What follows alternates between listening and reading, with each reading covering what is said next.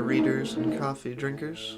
We got a new short story here from coffeewithfrizzyj.com. I'm Frizzy J, and this story is called Frostburn.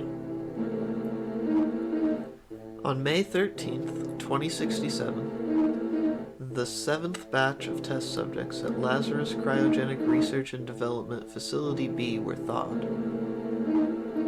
They were the second batch found to have entered a state akin to a coma. All 200 subjects awakened on that day were non-responsive, despite their bodies' continued operation. They kept breathing, and they continued to process the nutritional supplements delivered to them by the cryogenic apparatus, referred to as the tube. It took 2 more days to thaw the rest of the test batch. Brain scans showed extremely reduced activity. This specific group of 400 paid civilian subjects had been scheduled for their 2-year thaw and med check. Their doctor, Lazarus founding member and board member, in addition to head researcher and developer, Dr. Franklin Garfield, did not know what had gone wrong. He did, however, have a suspicion that struck his heart with an icy dagger of guilt and fear. Dr. Garfield was double-dipping, so to speak. During the cryogenic sleep, he had administered a fiber-optic nerve interfacing nanoneedle into nerve bundles near the patient's brain stems. These nanoneedles were connected to fiber-optic cable tied to a computer where he was actively seeking to index and perhaps mechanically alter consciousness. Lazarus had rejected this research outright as unethical, but other companies had paid him to do it anyway. Being the head of the lab and the company, he could shut down much scrutiny with a word, and in some cases merely a look. And so he used his inscrutability to make massive sums of money for a mere 5 minutes of extra work with each patient.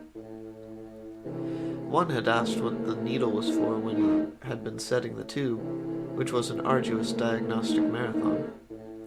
He had informed her that it merely collected system data about brain activity during the cryo state. This was more or less true. The science was tested and safe. He had no idea what could have happened to the 2 groups that he had indexed, but when the waking process left the second group still asleep, he decided that he would check. It was typical of the esteemed Dr. Garfield to work long hours, and so he would. Having taken such pains to assist each patient as they entered cryosleep, the waking process was staggered across 3 workdays. When the 3rd day of waking came to a close, he bid his team good day, claiming that he needed to make his reports. They accepted this, as he had made sure to be at the side of every tube as it opened. He had to make his report sometime, after all. In truth, he had more pressing matters. When the lab had grown quiet, he double-checked the activity of all the patients, noting no change. To save costs on life support, all but 10 had been returned to cryosleep. The 10 in the infirmary were a control group, to see if perhaps a delayed waking were in the works. This being done, he moved through his lab, stopping for a moment at the coffee pot to grab a black coffee with a triple shot of espresso.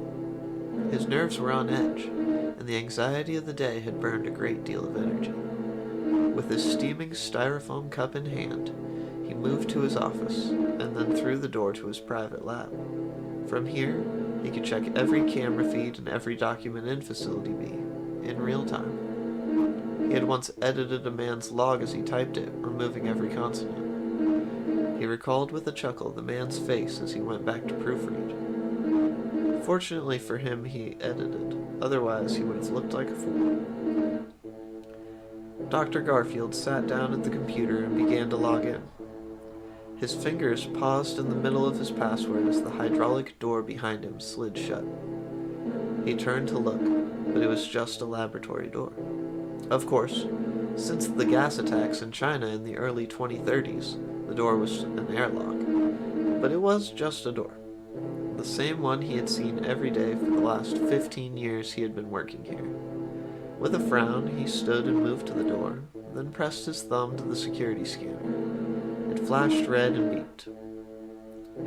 He heard his pulse in his head as distance stretched, tunnel vision. The door seemed to move down a long hallway, despite being directly in front of him. His breath came in ragged, irregular bursts. He closed his eyes. I am in charge here, he reminded himself and placed his hand over his heart. In time, his pulse grew calm and he opened his eyes. He tried his thumb again and then turned to his computer. He finished logging in and opened the maintenance routine for the hardware of the lab. Finding the specific door, he ran a forced override. The action timed out and he slumped.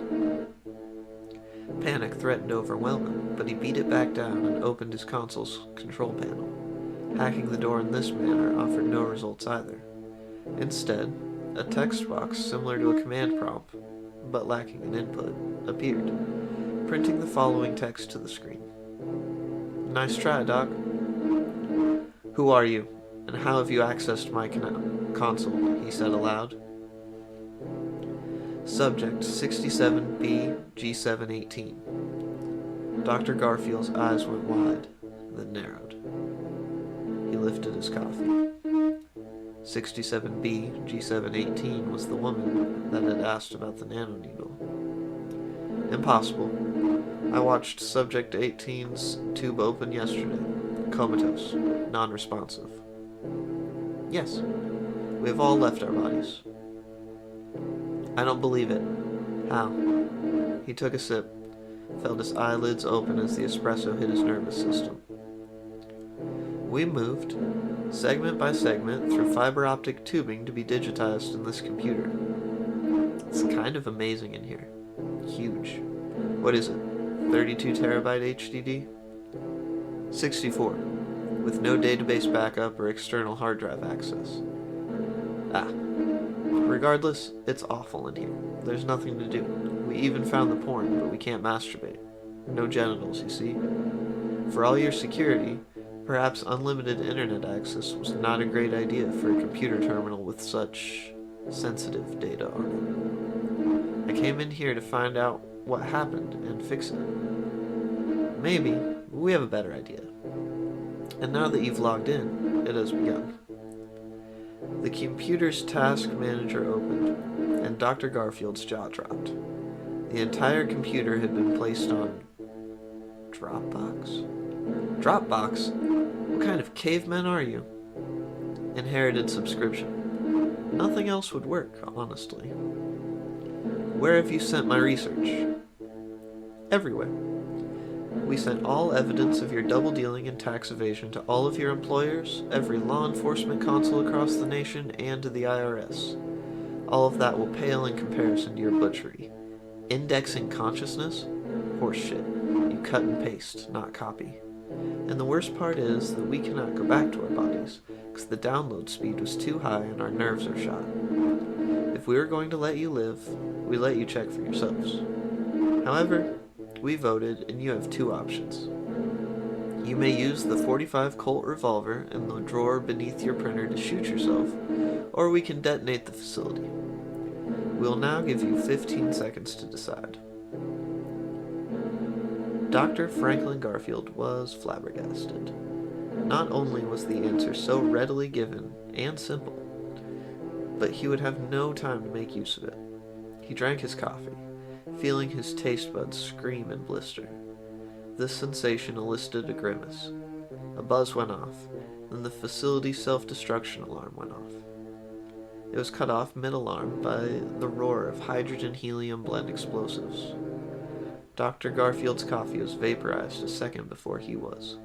His research would live forever, he thought as his body was destroyed. He would have sighed, but he no longer had lungs and jaw.